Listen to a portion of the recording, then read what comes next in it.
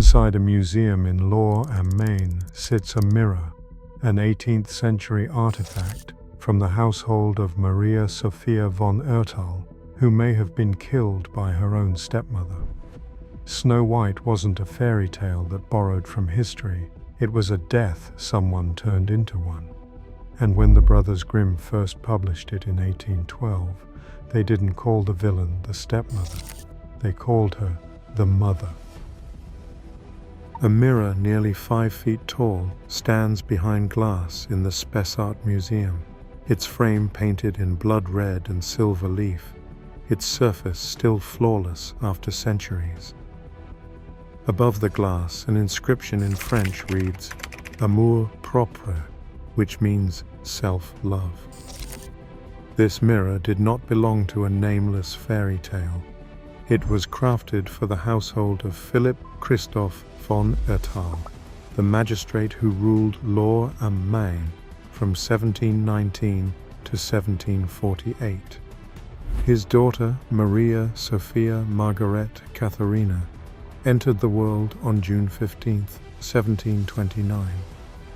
The parish ledgers of Lohr record her birth, the daughter of a man whose signature sealed legal disputes and tax decrees across the region. The von Erthal residence, a castle overlooking the Main, was filled with objects of status and surveillance, mirrors, glass, and the constant gaze of authority. This was not the world of make-believe, but of documented power and inheritance, where every artifact and entry in the ledger was a reminder of who watched and who was watched. Claudia Elisabeth Maria von Wenningen entered the von Erthal household in 1743, her arrival sealed by a marriage act that spelled out her financial security. The contract, preserved in the town records of Lohr am Main, granted Claudia a substantial dowry and legal standing equal to her new husband's children. In a world where inheritance meant survival, this clause gave her leverage few stepmothers could claim. The castle's ledgers show no formal complaints, no petitions for intervention, no trace of scandal, only the silent ink of contracts and the polite language of obituaries. Claudia died years later, her name recorded with respect, untouched by accusation. Behind the castle walls, however, the balance of power had shifted.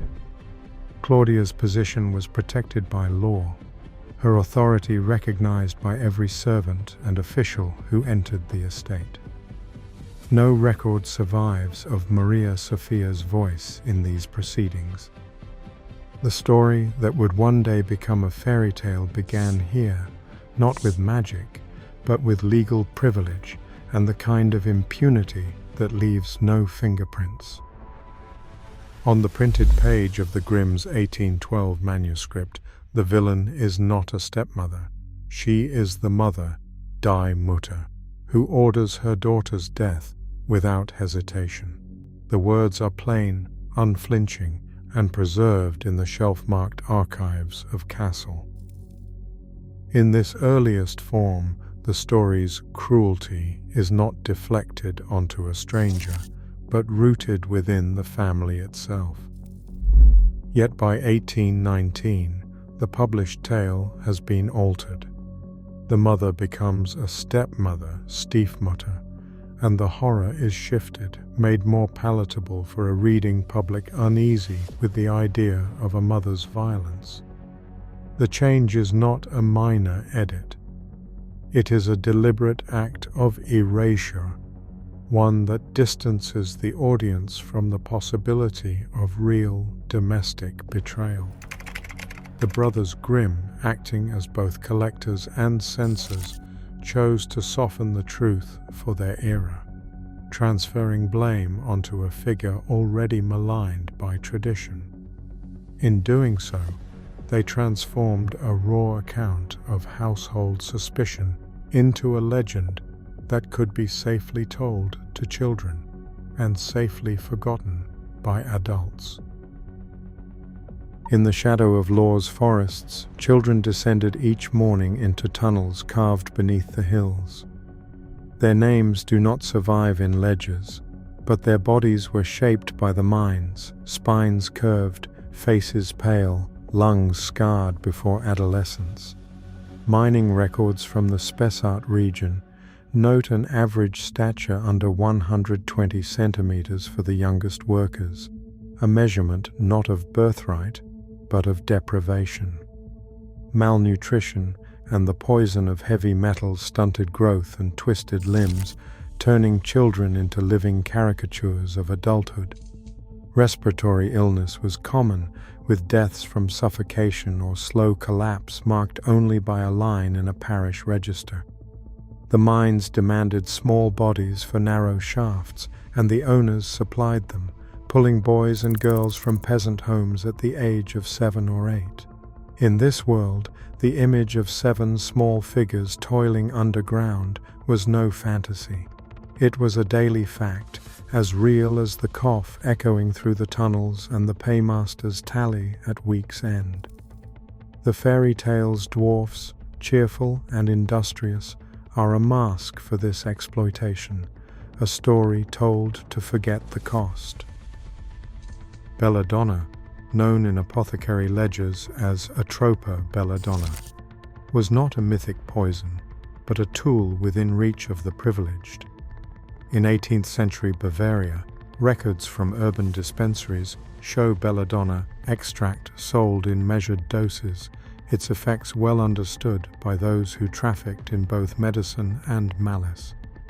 The toxin, colorless and nearly tasteless, could be slipped into fruit or wine without raising suspicion. Ingestion brought a swift, silent unraveling, dilated pupils, a dry throat, the body slipping into paralysis, and then a death-like stillness. Physicians of the era described a window of up to 24 hours when the victim would appear lifeless, breath shallow, pulse undetectable, yet the heart still beating beneath the surface.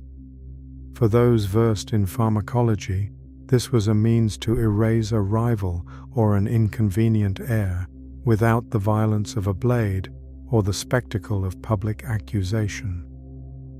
Apothecary purchase books from Würzburg and Bamberg list belladonna as a controlled substance, but nobles could obtain it through discreet intermediaries. The symptoms mimicked natural decline, offering plausible deniability to any household with the right connections. Poison became a method of silence, its traces lost before suspicion could take root. In the aftermath, the von Erthal family commissioned a coffin of leaded crystal, a luxury reserved for the highest ranks of nobility. The funeral inventory, preserved in the archives of Lohr, lists the cost of the glass casket among the estate's final expenses, a sum that dwarfed the wages of a dozen miners. The coffin's transparency was not only a display of wealth, but a barrier, rendering the body both visible and untouchable. In 18th century Bavaria, noble families could invoke their status to shield the deceased from examination. Local law allowed the heads of such households to refuse autopsy, claiming honor and privacy over inquiry. No physician was summoned to dissect or question the cause of death. The body lay in state behind glass, sealed within a world of privilege and ceremony. With the lid closed, any evidence, whether of illness, injury, or poison, was locked away, immune from scrutiny. The official record closed quietly, the opportunity for justice slipping beneath a pane of crystal, never to be reopened. On the brittle page of the 1812 Grimm manuscript, the prince does not arrive as a rescuer, but as a collector. He gazes at the girl encased behind glass, not with love, but with fixation. The text does not grant him a kiss. It grants him possession. He bargains with the dwarfs for the right to take her body, declaring he cannot live without seeing her, even in death.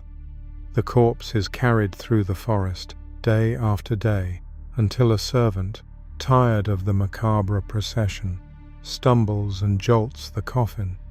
The poisoned apple dislodges from her throat. Snow White wakes, not to a lover's touch, but to the accident of a servant's misstep. The prince's obsession, preserved in the shelf-marked archives of Kassel, is a far cry from the gentle myth.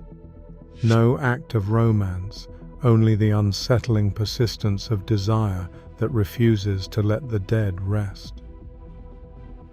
Claudia Elizabeth Maria von Erthal was buried in Lohr in 1782. Her obituary composed in the language of respect and social order. No court summoned her, no inquest disturbed the peace of her passing. The parish record closes with a line, her name, her rank, her virtues, leaving no space for accusation or doubt. In contrast, the Grimm's final pages deliver a reckoning that history never did. The villain is forced into red-hot iron shoes, made to dance until flesh and bone give way to ash. The manuscript lingers on the heat, the agony, the spectacle of punishment. Yet in Lohr, the only iron was forged for tools and mirrors, not for justice. The real Claudia walked free, her power undiminished by rumor or suspicion. The story's cruelty is contained in fiction, while the world outside the page remains untouched, the gap between narrative and reality left yawning and unresolved. Centuries later, Maria Sophia von Erthal's grave lies unmarked, while her story survives only behind layers of myth and omission. When fairy tales erase the names of the dead, real cruelty slips quietly into legend. The line between fiction and history is drawn by those with the power to forget.